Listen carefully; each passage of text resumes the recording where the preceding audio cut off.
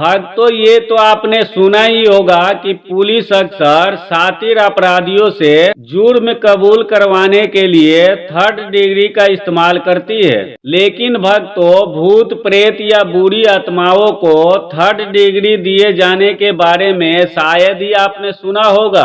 भक्तों, यह जानकर आपको और आश्चर्य होगा कि श्री मेहंदीपुर बालाजी के मंदिर में भूत प्रेत या बुरी आत्मा को किसी व्यक्ति के शरीर छोड़ने के लिए दी जाने वाली यह थर्ड डिग्री किसी तरह का शारीरिक उत्पीड़न न हो करके हनुमान जी के नाम का जयकारा होता है। भक्तों, हर तरह का उपाय कराने के बाद भी जब लोग हार जाते हैं तो वह राजस्थान के मेहंदीपुर में स्थित श्री मेहंदीपुर बालाजी के शरण में आते हैं और भूत प्रेतों से छुटकारा पाते हैं। तो आइए भक्तों, इस वीडियो के माध्यम से हम जान लेते हैं कि श्री मेहंदीपुर बालाजी धाम में भूत प्रेतों से कैसे छुटकारा पाया जाता है।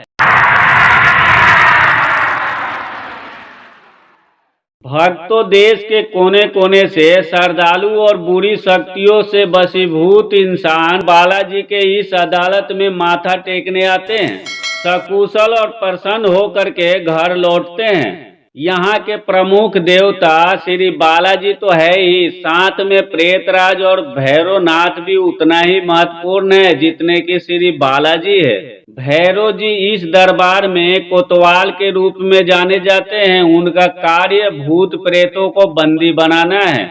और तीसरे देव है भक्तों प्रेतराज सरकार। ये बालाजी के सेना के प्रधान माने जाते हैं और इनका मंदिर पीछे की ओर पहाड़ियों के गोद में है। और भक्तों, प्रमुख रूप से भूत प्रेत के दंड देने की व्यवस्था यही की जाती है। और भक्तों, सुनवाई बालाजी के समक्ष होती है तथा प्रेतराज मुकदमे का फैसला करके शैतानी रूह को दंड देते हैं। और भक्तों, इन बुरी आत्माओं को सजा देने की प्रक्रिया पुलिस की थर्ड डिग्री की तरह होती है।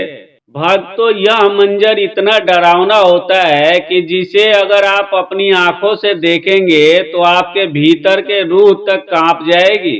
भक्तों, आपको बता दें कि इसकी शुरुआत होती है श्री बालाजी के पेशी के 2 लड्डू जैसे प्रसाद से, जिसका सेवन करते ही पीड़ित व्यक्ति अजीब अजीब हरकतें करने लगता है।